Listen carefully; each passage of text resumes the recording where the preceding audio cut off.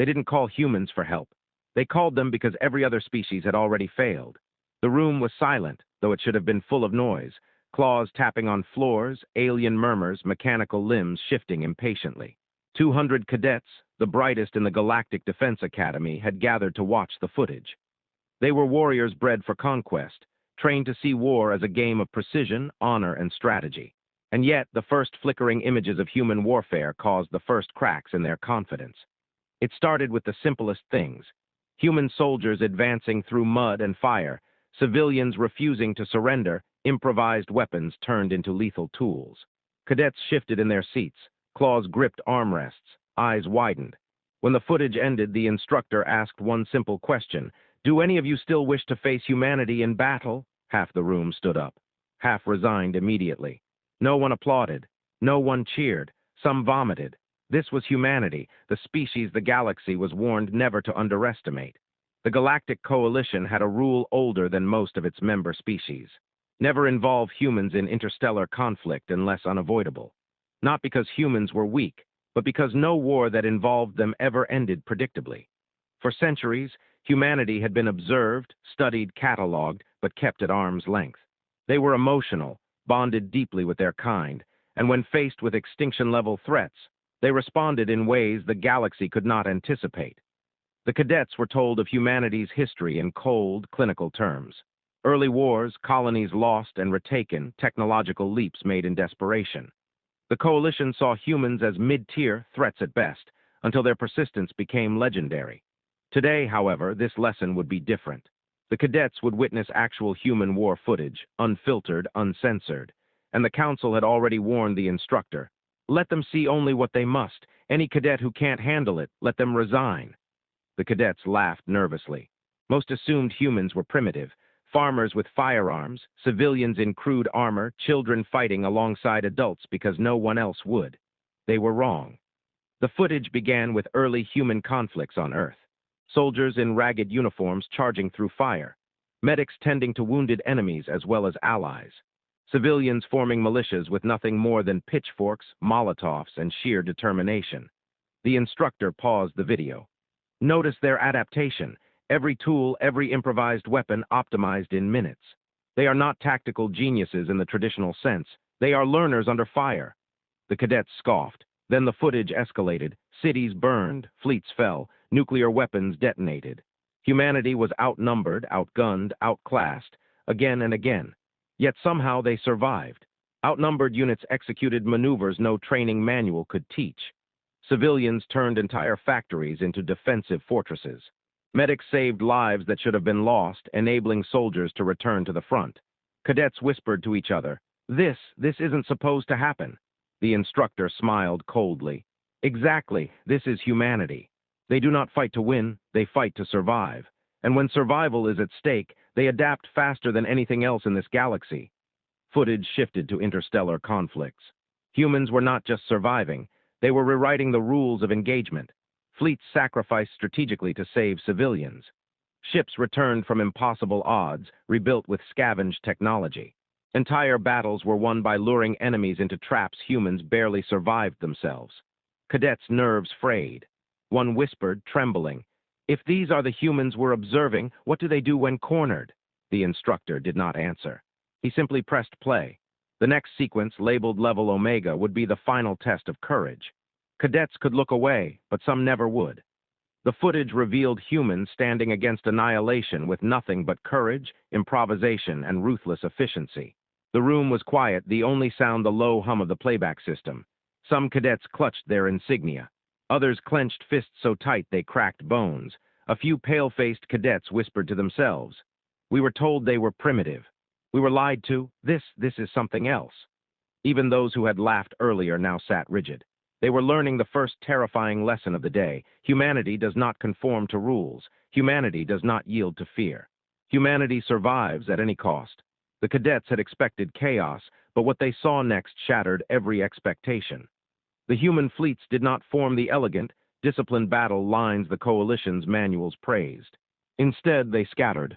On the surface, it looked reckless, improvised, undisciplined. Enemy commanders monitoring the same footage celebrated. Their holographic displays flickered with confidence. They surrounded the humans, eager to crush them with superior firepower. Then the humans acted. Ships did not retreat when crippled. They accelerated. They rammed enemy flagships at relativistic speed, sacrificing themselves to create openings. Boarding parties launched into vacuum with improvised exosuits, using whatever they could find to disable entire fleets. When one ship was destroyed, another filled its place almost immediately, as if loss only made them stronger. The cadets began to shiver. Whispers spread. This is not how war works. In the simulation room, one cadet, a veteran of multiple campaigns against other species, asked, "Why aren't they pulling back?" "That's madness." A human liaison appeared on the feed, calm and measured. "Because retreat teaches the enemy we can be pushed. Survival is not about cleverness, it's about endurance and adaptability." Footage switched to terrestrial conflicts. Humans were improvising on the ground. Snipers using repurposed satellites for targeting soldiers, turning civilian vehicles into mobile weapons platforms, entire cities becoming improvised fortresses. Civilians and soldiers working as one cadet fainted. Another vomited. The instructor's voice echoed over the chamber. "Notice every time humans lose, they do not quit. They observe, learn, adapt. That is their greatest weapon." Alien observers could not believe it. The humans were not just surviving, they were teaching the enemy a lesson with every encounter. Cadets began comparing notes. They're smarter than the simulators predicted. They anticipate every trap before it is set. They improvise faster than their enemies can calculate. And then came the next revelation. Humans did not protect supply lines. They baited enemies into attacking them, turning the trap against the attacker. The cadets' fear grew as they realized the humans were not playing by any rules they had learned. Escalation. Human terrifying efficiency, the footage shifted to interstellar conflicts classified as REDACTED level Omega. Humans did not just survive, they inflicted systemic terror. Entire enemy armadas were funneled into asteroid belts, each ship destroyed with minimal human loss. Damaged human vessels self-repaired mid-battle using scavenged enemy technology. Entire planets were reclaimed through psychological warfare, with human broadcasts turning enemy populations against their own rulers. The alien cadets began to murmur. Why aren't they stopping? Even elite species would retreat by now. Some were openly shaking. One whispered, "If they are capable of this, what happens when they actually fight us?" The instructor leaned forward. "You are seeing why no one corners humanity.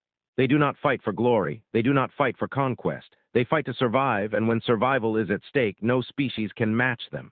Cadets began to break. Some removed insignia, some collapsed. A few pressed their faces to the floor, muttering prayers to gods that did not exist. And then the humans revealed their final gambit. The final footage, the one few cadets had been warned about, was level Omega, the last stand. It began with the enemy's flagship hovering over a human world. The planet had no conventional defenses, yet the humans did not panic. Fleets considered hopeless were repositioned with split-second precision, using physics the aliens could barely calculate. Commanders sacrificed themselves to save civilians, detonating ships in ways that disabled enemy forces without collateral human loss. Ground troops, heavily outnumbered, turned an entire city into a maze of traps, using civilians as allies, not liabilities. The cadets watched, frozen in disbelief. One alien officer muttered, This is not possible. They should be dead." Another whispered, "If this is what they show us, imagine what they hide." The humans activated weapons that permanently scarred space itself, artificial gravity pulses, molecular destabilizers, and improvised planetary disruptors. Entire fleets were immobilized. Entire planets were liberated. Every action was precise, adaptive, and merciless. Cadets began to resign mentally even before the footage ended. One collapsed, whispering, We cannot fight them. Not now, not ever." The instructor's voice cut through, calm and terrifying. "And this is why humanity is the species you fear, not because they start wars, but because they finish them, completely."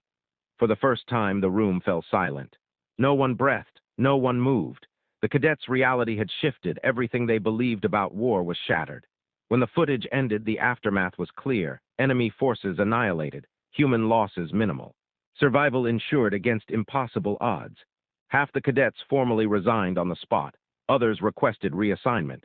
Only a handful dared to even consider commanding humans in any capacity. The instructor turned off the display. "Remember this day. This is not just history. This is a lesson in survival, adaptability, and what it means to be human. The room was still, trembling, broken, awed, terrified. And in the silence, the cadets understood the truth that would haunt them for the rest of their careers.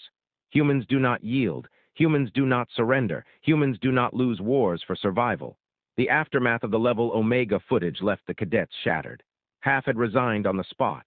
A third requested reassignment. Only a few remained seated, their claws trembling, eyes wide in disbelief. The Galactic Council convened immediately. Every member knew the implications. Humanity had already proven itself in countless wars, but these recordings, taken directly from the front lines, showed something the galaxy had never fully grasped. Humans adapt faster than any other species. Humans sacrifice strategically yet minimize loss of life when possible. Humans improvise technology and tactics in real time, outpacing any enemy calculation. Humans fight not for honor, not for glory, but for survival at all costs. The Council debated for hours. Members of ancient species, some older than the Milky Way colonies themselves, admitted they had never truly understood humans. Finally, a decree was issued. Humanity is no longer classified as a mid-tier threat. Humanity is to be respected, feared, and left unprovoked. Engagements with humans shall be avoided unless absolutely necessary. Cadets returned to their quarters.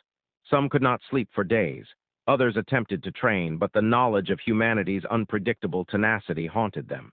A senior cadet whispered to his peers, "If they can do this in one recorded battle, what will they do when fully mobilized?" The instructor merely nodded. "That, young ones, is why the galaxy whispers their name in fear." Months passed. Humanity did not boast, did not expand aggressively, did not intervene unless necessary. To casual observers, life on Earth and human colonies seemed ordinary, scientists discovering, children playing, civilians rebuilding. But the galaxy had learned a hard truth. Do not corner a human. Do not underestimate them. Do not treat them as predictable. Cadets who survived the training became instructors themselves, passing down the lesson. You may face countless species in your career. You may outgun, outnumber, and outmaneuver them. But if humans are involved, you are never guaranteed victory. Some cadets swore never to command against humans. Some resigned quietly, refusing promotions. A few remained, curious, determined, and terrified, but every single one carried the memory of the human tenacity they witnessed. Across Coalition space, every military academy updated its files. Humans were no longer potentially dangerous. They were labeled unpredictable, unstoppable, do not provoke.